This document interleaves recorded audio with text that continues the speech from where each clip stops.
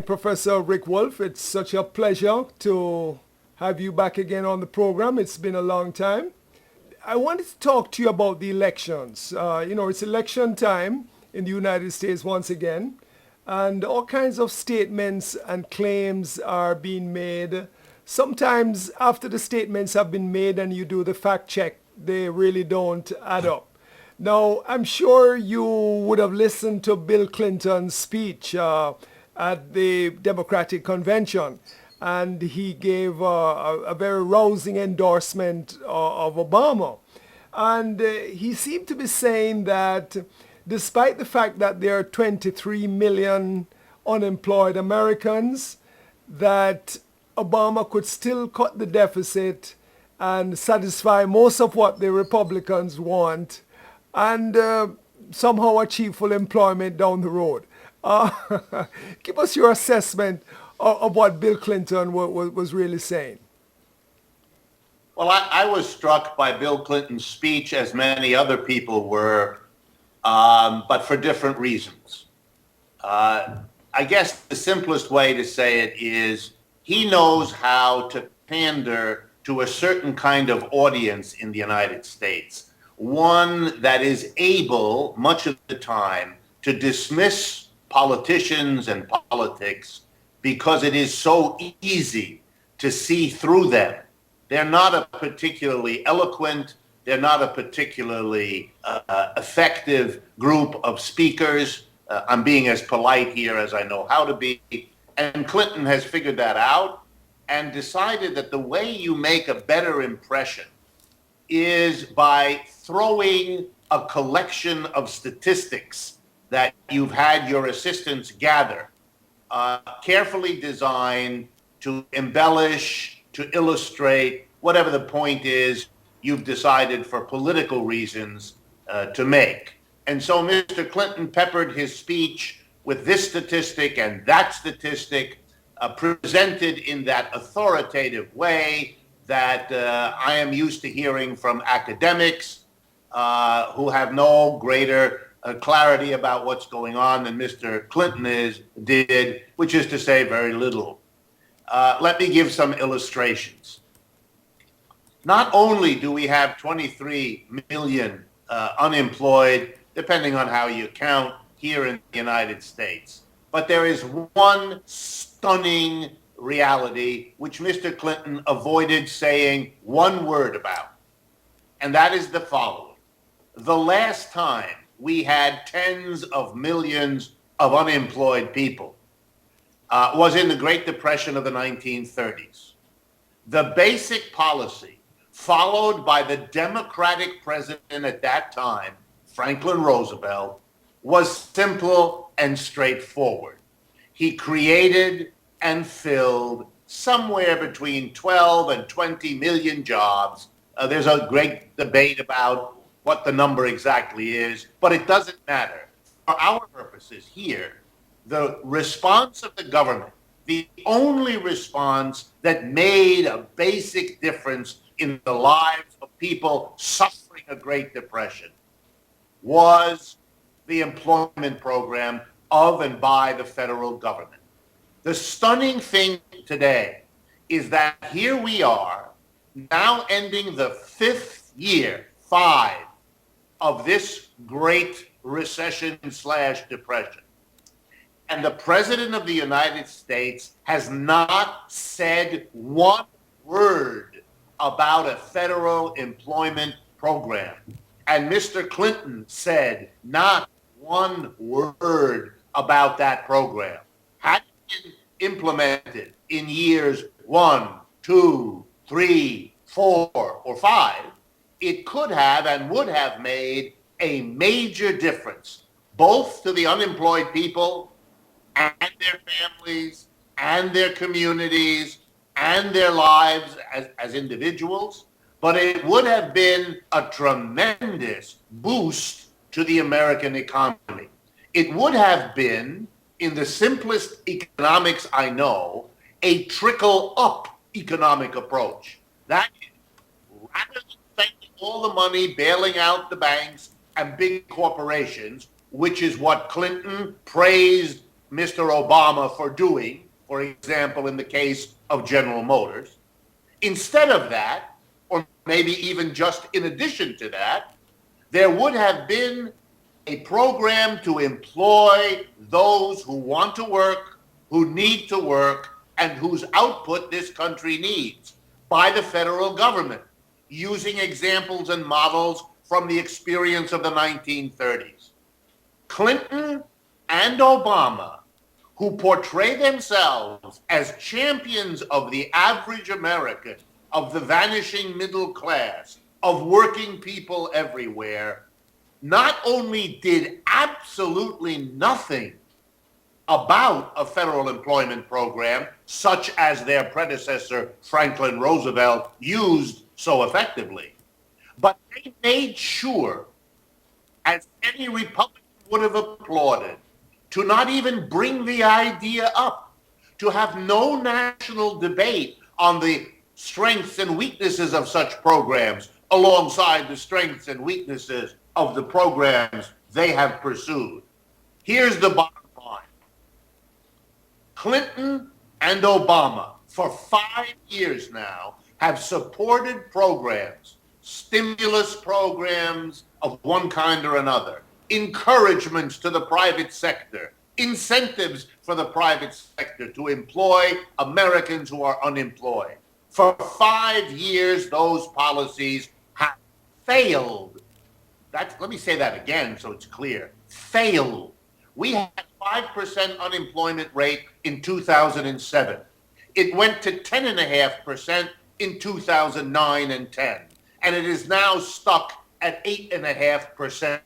That's not success, that's failure. That's an inability to get us back even to the unjust 5% we had before.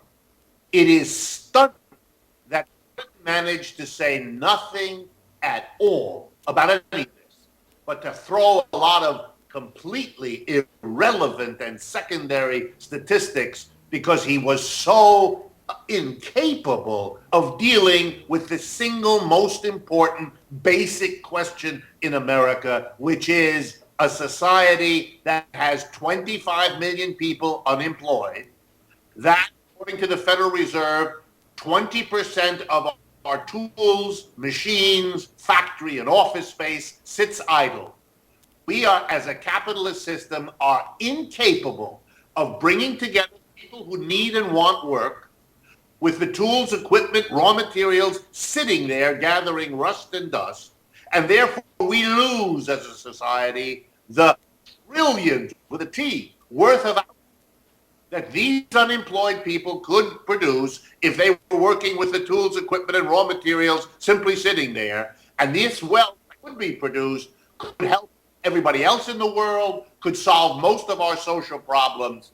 This is an economic system in full disaster mode, led by Clinton and Obama, who remind you, when you understand it, of nothing so much as that famous emperor in Rome, Nero, who played his violin so prettily while he burned.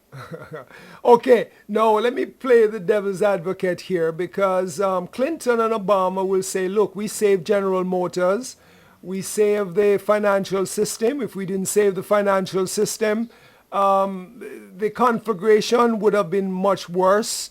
The whole economic system would have spin out of control. And Obama also said that he had a jobs program, and it was stalled in the Senate, in the Congress, by the Republicans. So he would say to you that you're not being fair to him, that he did what he had to do, and when he moved further on the jobs program, he was stalled by Congress. Well, there's several things wrong with all of that. First, to bail out the big banks and to salvage the broken, completely broken credit system or credit markets of the United States, to do that does not mean you cannot do any of the other things that I mentioned. Once again, Roosevelt is instructive. Did he bail out banks? He did. Did he help those at the top? You bet. Was that his excuse to do nothing for those at the bottom, to have only a trickle-down economic policy with no trickle-up? The question answers itself. What Obama and Clinton are doing in a cynical, and I'm trying again to be as polite as the medium requires, a cynical effort to use what they did for those at the top as the excuse for doing nothing for people at the bottom. For folks who like to refer to themselves as Christian and as committed to moral values, this is, to put a simple word to it, disgusting and irrelevant. What they did for the credit markets does not mean they couldn't, shouldn't, or in any other way excuse what they failed to do for the mass of people that their own Democratic presidential predecessor had done, number one. Number two, and perhaps more important, if you're going to concentrate all of your effort to cope with a crisis on helping those at the top, the credit markets, and the big banks, and corporations like General Motors, wouldn't it have been reasonable, if you were not the servant of those interests, to have required that in exchange for the government saving them, they entered into fundamental obligations to help the economy? Let me give you some examples, because these are things that have been done in other countries where governments bailed out their banks and large corporations, but demanded things in return. For example, a commitment not to fire anyone, say, for the next 5 years, a commitment to hire a certain number of people, a commitment that if they got back on their feet through the help of the government, they would make a series of payments to the government to alleviate the fiscal deficits that the government undertook to bail them out. Nothing was required here in the United States. Nothing. Not by Bush, and not by Obama, and not by any word of Mr. Clinton.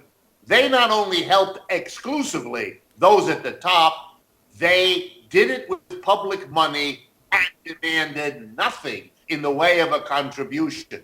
You have the horrific irony here that the same banks overwhelmingly bailed out by the government, dependent to this day on the government supports, using the money they got from the government to lobby the congressmen and women and the senators to make sure that the Dodd-Frank bill, the regulatory bill of the financial industry, was watered down and was weakened.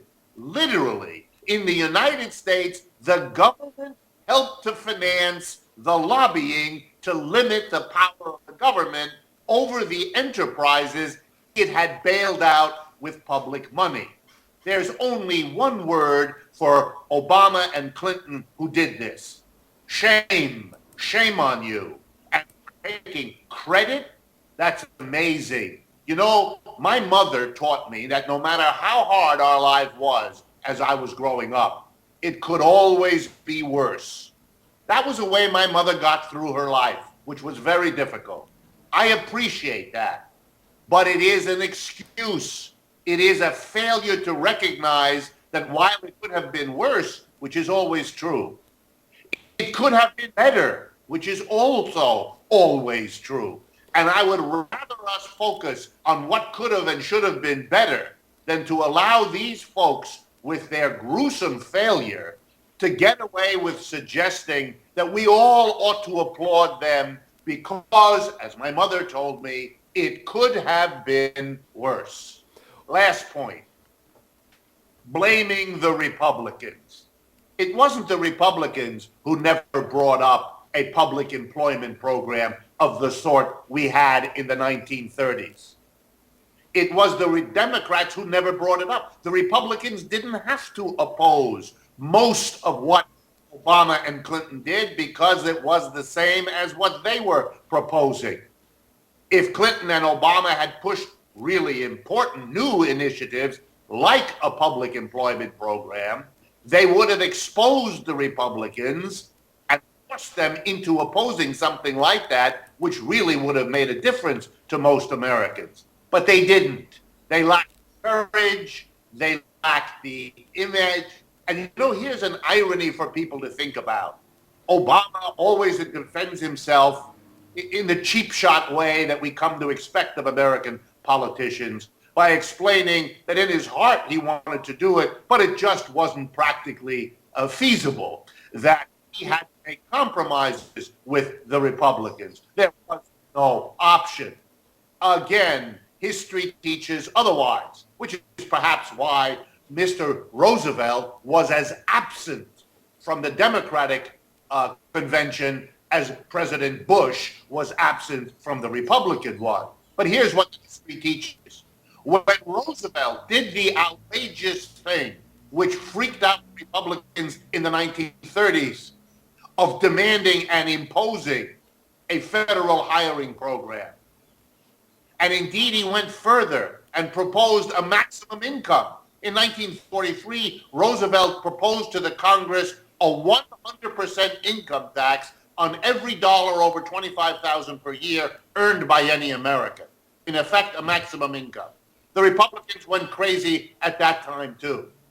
But Roosevelt forced them to compromise by the very excitement he generated in the American people, by the very courage he showed. He became a quasi-saint in American political life. And here's what Roosevelt achieved by pushing much further. Compromises with the Republicans that go light years beyond anything Clinton or Obama dare dream of. And what was the reward for Mr. Roosevelt for his courage? He was the most popular president in American history. He was reelected to the presidency 4 times. No president in American history ever had that before. So freaked out were the Republicans that after Roosevelt died, with typical courage, they passed a law that makes it impossible for any president to serve more than 2 consecutive terms. So this wasn't a politically damaging act of courage on the part of Mr. Roosevelt. It was the best political move of his life. And Mr. Obama now faces a risky re-election campaign precisely because he and his advisor, Mr. Clinton, have none of the courage, none of the commitment, and none of the approach to the mass of people that Mr. Roosevelt, whom they kept away from the convention in spirit, showed throughout his presidential career. Now, Rick, you mentioned some of the programs which Roosevelt implemented during his time in office, but that was in the late 30s, 40s. Today is 2012, 2011, What kind of public works program would you have advocated for Obama to engaging that would make a serious dent in the unemployment rate that exists now? Well, there are so many examples, I hardly know where to start. But before I list a few of them to answer your question, let me also make clear, because I know it'll be on the minds of some of your listeners, where the money to pay for all of this would come. Because there again, Roosevelt is instructive. How did Roosevelt pay for the hiring of those millions and millions of Americans? Because they were all paid decent salaries sufficient for their families, salaries sufficient for them to maintain mortgage payments so they weren't foreclosed out of their homes and so on. The answer is simple. Roosevelt went to the corporations in America and to the richest 5% of the people, and he basically said to them, you are going to pay for all of this. I'm going to create Social Security for the older people, which he did. I create an unemployment compensation program to pay people who have lost their job, which he did. And I'm going to hire 12 to 20 million people, which he did. And you, he said, speaking to the corporations and the rich, you're going to pay for it. I'm going to tax you like you've never been taxed before, and I'm going to borrow all the money you have that I haven't taxed away. And you're going to do it because if you don't, capitalism is finished and so are you. So this is a good investment of yours. And he convinced about half of them to go along with him. The other half he never did, and they became the back of the modern recalcitrant Republican Party. So that's what the money was paid for, to do these programs.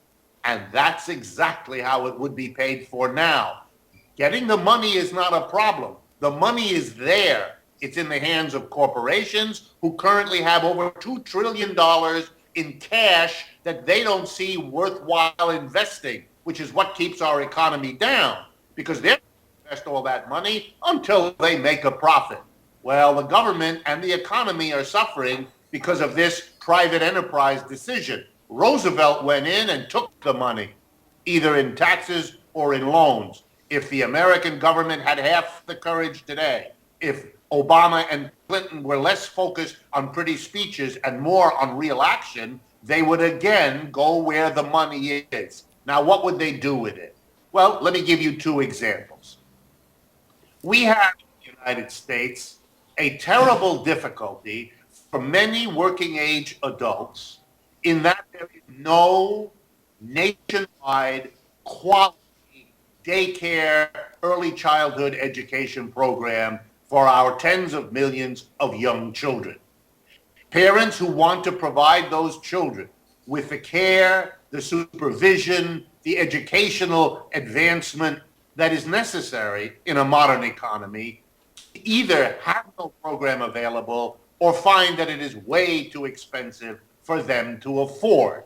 We can and should provide millions of unemployed people with the jobs to create, to staff, and to maintain a high quality education program, daycare program for children between 0 and 5 years of age across this country. It would allow us to catch up to things like that are already done. For example, in France, in Europe, it's a model of an advanced culture. It's a shame on the United States that we don't already have it. Here's a chance to catch up with other countries and in the process provide millions of jobs, because quality daycare is a labor-intensive occupation. Second example, our population is aging. We need creative, humane programs for people who retire to be able to be active, to contribute to their communities in 1,000 ways based on the skills they've acquired, the wisdom they've acquired. We ought to have a program. There is none in the United States. A national, well-financed program, not only to provide useful social employment for retired persons at a lower intensity as befits their age, but designed to be useful in the community, which is helpful to the community, which maintains the self-esteem of the older folks, and which does them the honor, their lifetime of labor has made them deserve. That would be an enormous undertaking in this country, would challenge our conditions, would improve them immeasurably. And here, let me show you some of the side benefits. One of the reasons our unemployment is so high, only one, is that we have created every kind of incentive. And this has been done by Republicans and Democrats alike, with that self-blindness that is so convenient.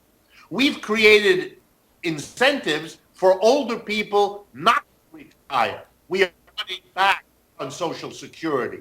We are cutting back on the ability of people to take care of their older relatives because their wages aren't going up, because they're burdened with debts they cannot afford. So we have created a network of incentives that are keeping people in the labor force longer than they used to. And therefore, the old people, instead of retiring and therefore opening jobs to the young people coming in, have to stay in longer, which creates only more obstacles for the young people. This is absurd. It is a consequence of policy blindnesses which a program on the one hand for the youth, on the other hand for the older people could deal with. Third example, and there are many more, but third example. Many American cities have been decimated by the out-of-control, profit-focused investment decisions of private corporations. Cities such as Detroit, Cleveland, Youngstown, Ohio, St. Louis, Missouri, and I could go on, are pale shadows of their former selves. Huge parts of these cities are now slums, houses that have burnt down, empty fields growing up with weeds where once there were stores and homes and workshops.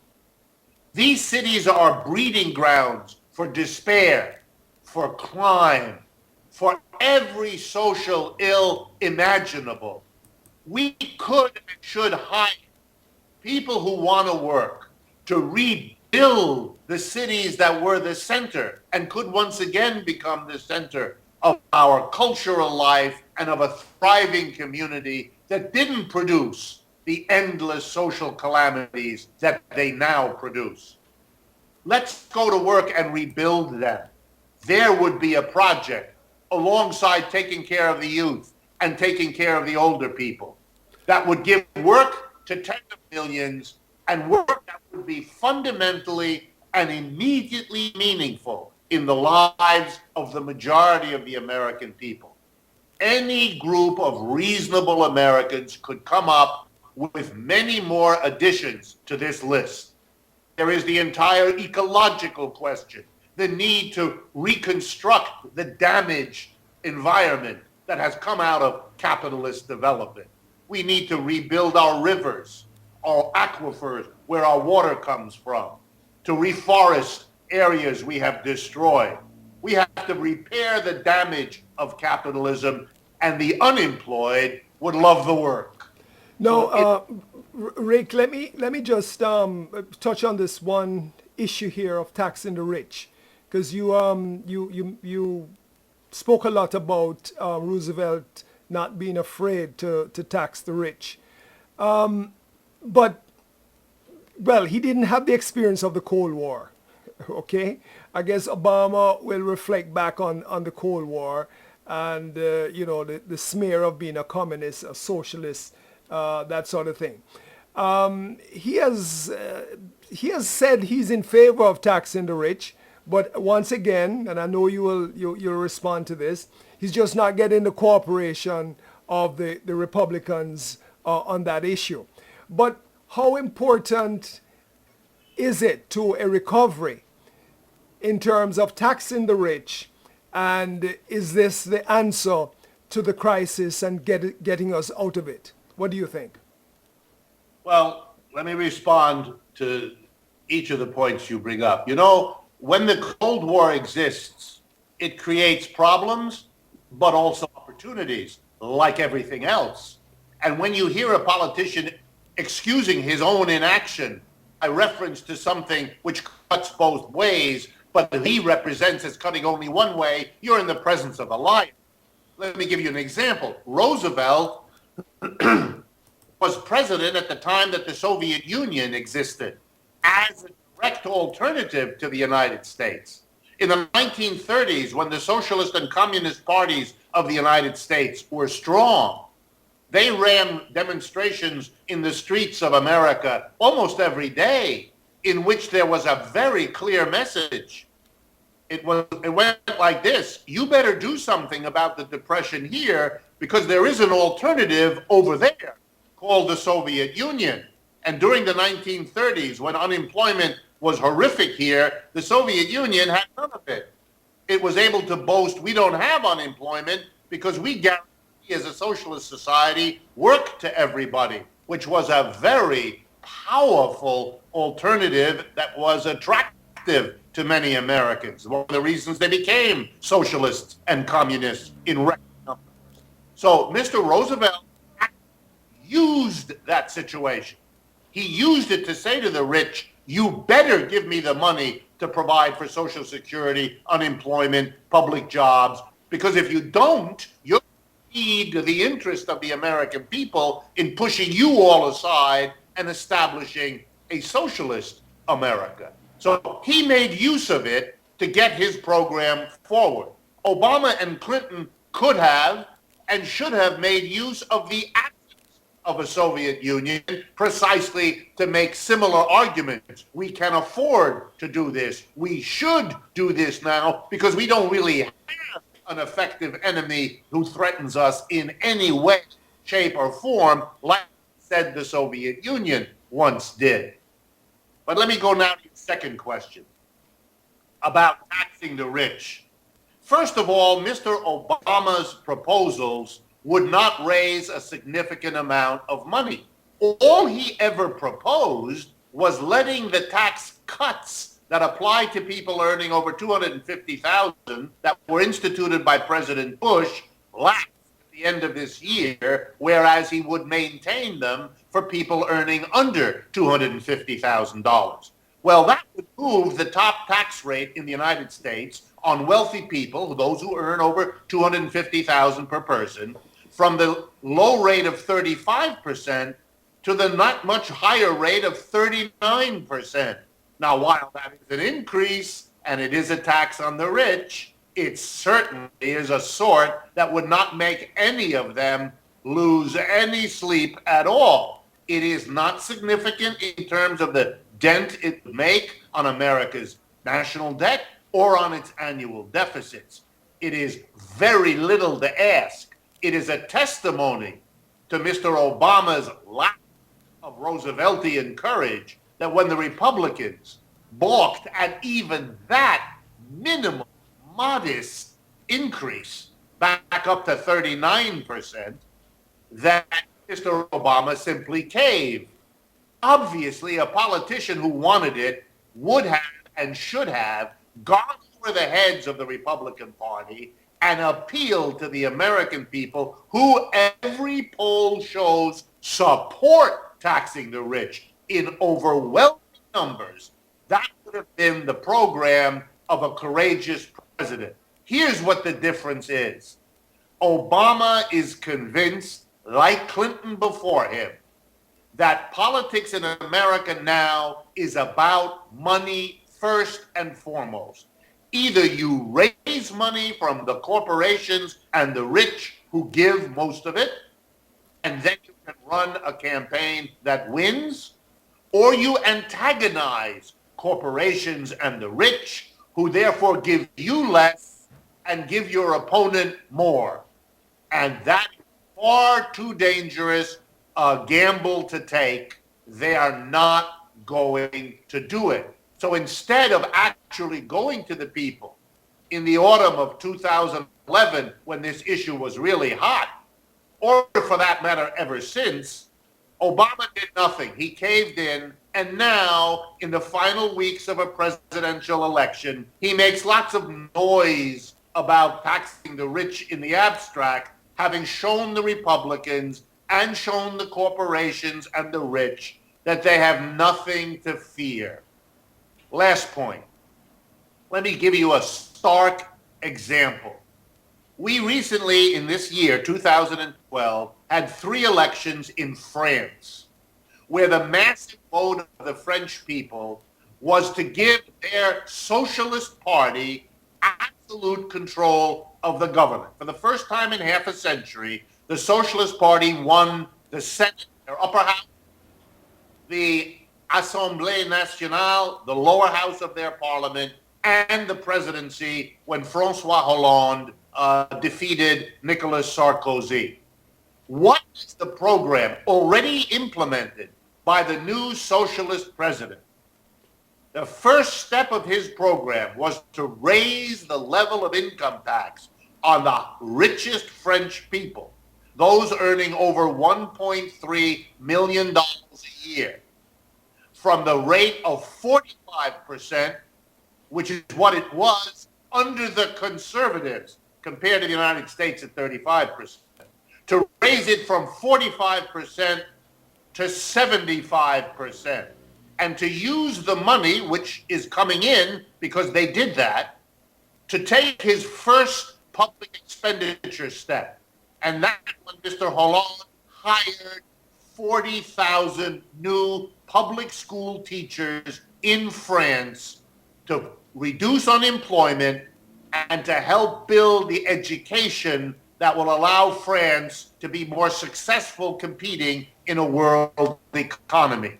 Don't tell me that Mr. Obama has got lots of examples from which to choose in crafting a policy for the United States. He simply lacks the political courage to do anything to question, let alone change, a political system that is now dependent on the money and therefore as dysfunctional politically as our capitalist system is economically.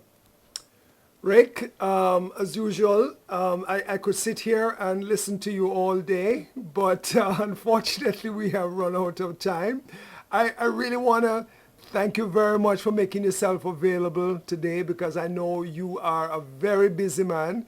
You're doing a lot of public lecturing, and I can only salute you for what you're doing and encourage you to keep on doing the work that you're doing. Thank you very much, Lloyd. But let me also say to you, in thanks for your stalwartness in maintaining, despite reverses, the airwaves and staying on there and bringing your messages and your interviews to the people there. And a bit of never before in my life have I encountered anything remotely like the interest, the enthusiasm, the openness of the American people to a critical perspective on their economic system. Indeed, a desire to have it debated, to put finally the 50 years of taboo on discussing capitalism behind us and to try quickly to catch up in the light of the fact that this economic system that has been uncriticized for 50 years is in such bad shape that nothing less than a full-scale debate is on the agenda, and I am welcomed wherever I go in ways I would never have foreseen. Thanks, Rick, and I look forward to our next conversation. All the best to you.